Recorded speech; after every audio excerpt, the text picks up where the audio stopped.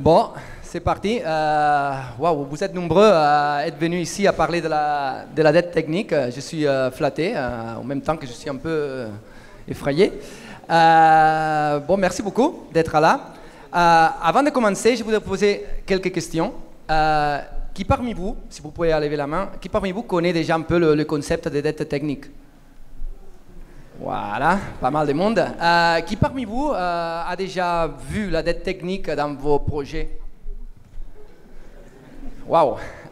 Qui parmi vous a été embêté déjà par la dette technique? Purée.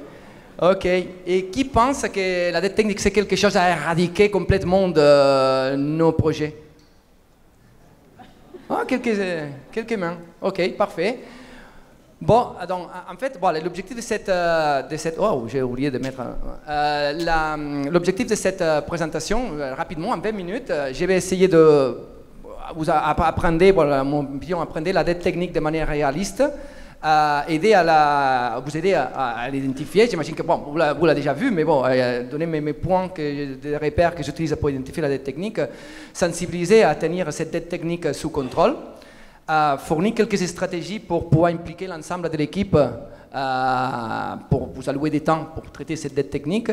Et je ferai rapidement un retour d'expérience d'une méthode qu'on utilisait très simple, qu'on utilisait dans des équipes auparavant, que j'ai utilisé.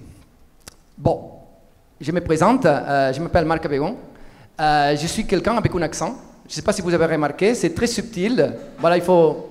Voilà, mais voilà, on s'y fait. Je pense qu'on va se faire comprendre. Sinon, je suis un développeur depuis plus de 20 ans. Je dis, ça, c'est pas pour me vanter, c'est simplement parce que, vous voyez, ces poils blancs sont pour quelque chose, d'accord? Il y a beaucoup de code qui a passé entre mes mains, donc je n'ai vu beaucoup de dettes techniques. Je n'ai vu beaucoup. Donc, c'est un sujet qui me tient un peu à cœur. Et accessoirement aussi, je suis Tech Lead Freelance. J'accompagne des entreprises dans le développement des projets. Et parmi ces projets, il y a beaucoup de projets de refonte.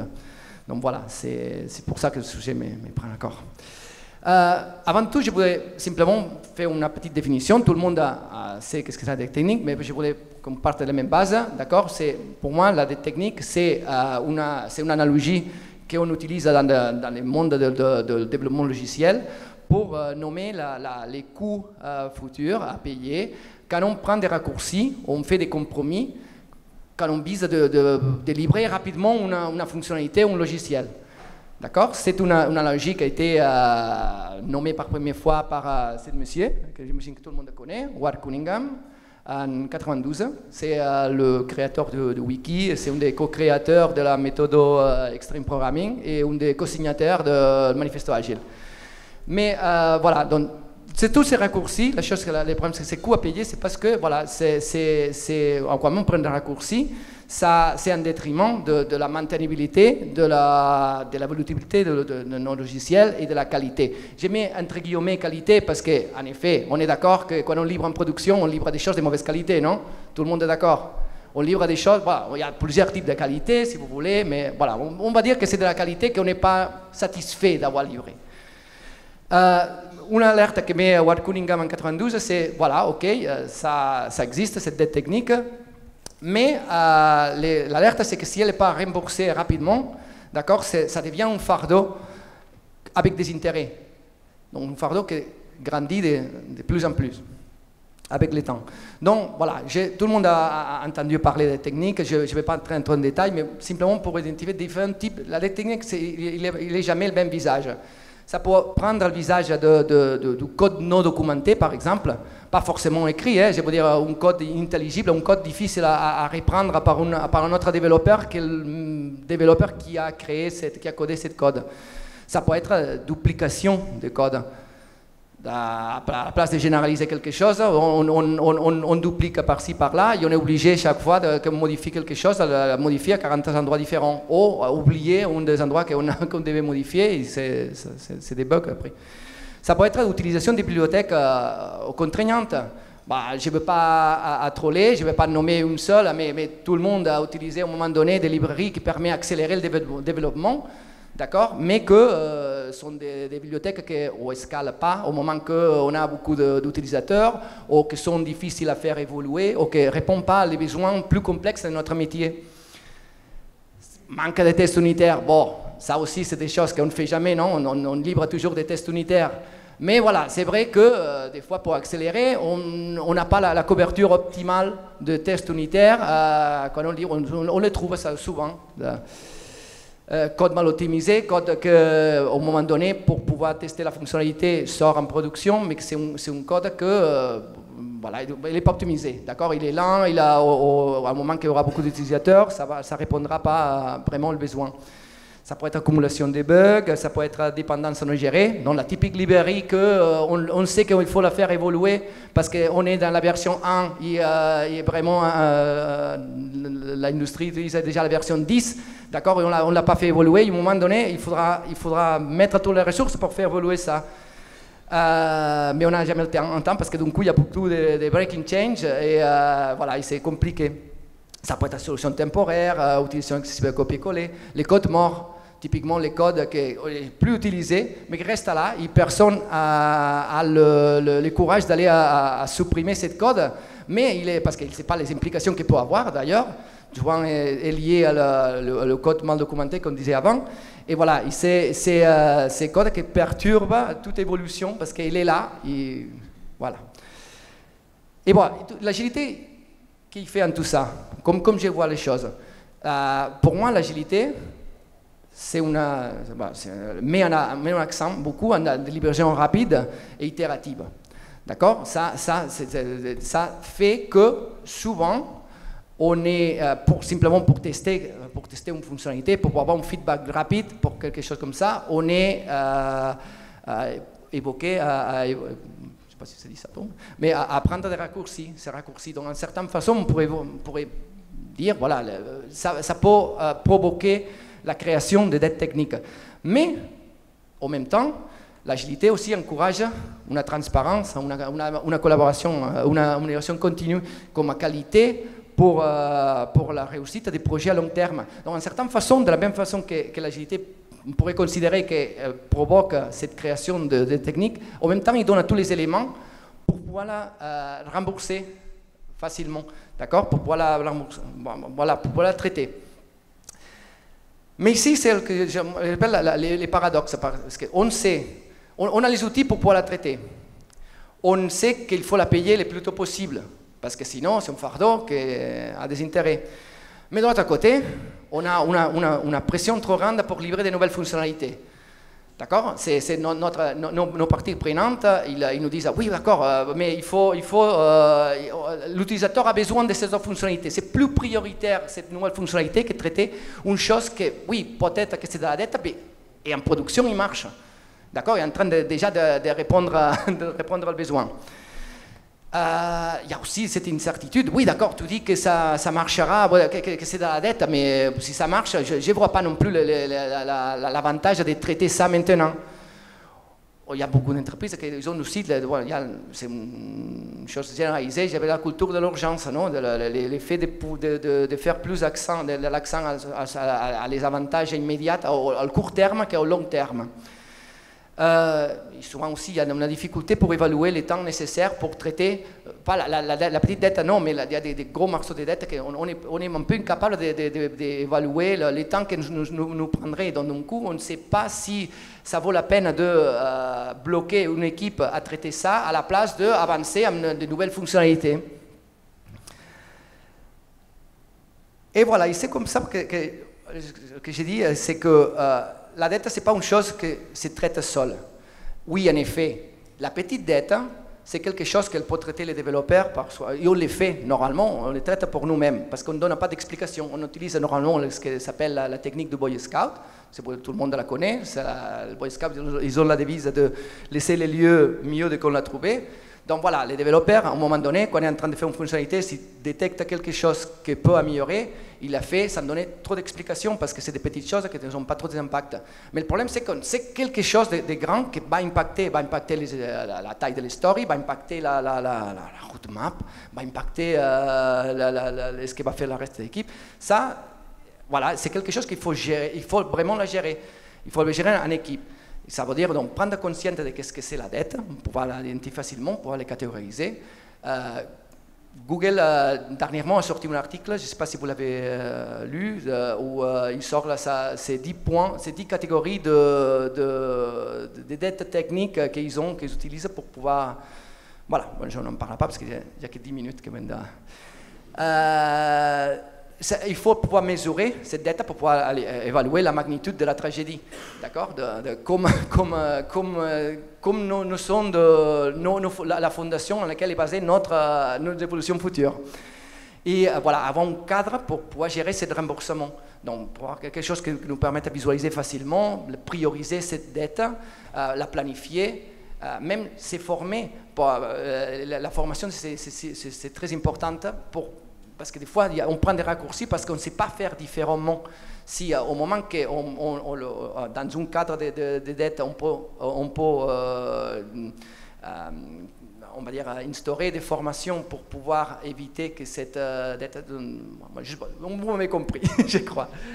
J'essaie de ne pas m'embarrer. Donc, voilà, donc, exception des petites dettes qu'on peut traiter par nous seuls, la chose qu'il faut, pour avoir cette gestion, il faut pouvoir impliquer les parties prenantes. Donc, j'essaie de vous donner quelques pistes qui peuvent servir pour pouvoir vous allouer du temps pour pouvoir traiter cette dette. La première chose, c'est que, voilà, je vous dis, il faut identifier, il faut pouvoir savoir qu'elle existe et pouvoir comprendre l'impact de cette dette. Pouvoir savoir, chaque raccourci qu'on a pris, c'est qu'est-ce qui va impacter, qu'est-ce qui va nous empêcher à faire, qu'est-ce qui va nous handicaper plus tard. Il faut avoir une priorisation transparente, il faut partager les critères qui nous font dire qu'une dette est plus prioritaire qu'une autre pour payer. Il faut pouvoir démontrer les avantages de réparer cette dette à long terme. Il faut, une chose aussi qui peut nous aider, c'est pouvoir expliquer cette dette en fonction d'un point de vue de risque qu'il y a de ne pas la traiter. Nettement, par exemple, on parlait du code non documenté ou le code qui est uniquement capable de comprendre un des membres de l'équipe.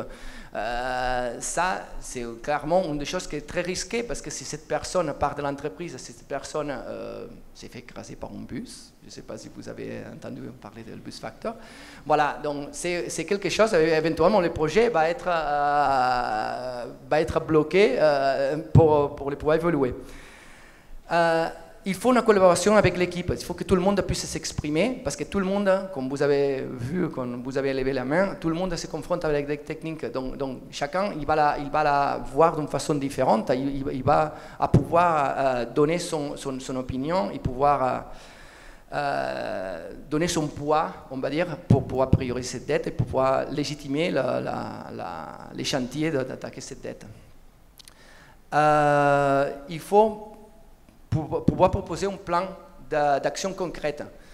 Souvent, on énumère la dette, mais on ne dit pas comment on va l'attaquer. C'est bien de pouvoir avoir des stratégies déjà pour savoir comment on va attaquer cette dette. Est-ce qu'on va la étrangler?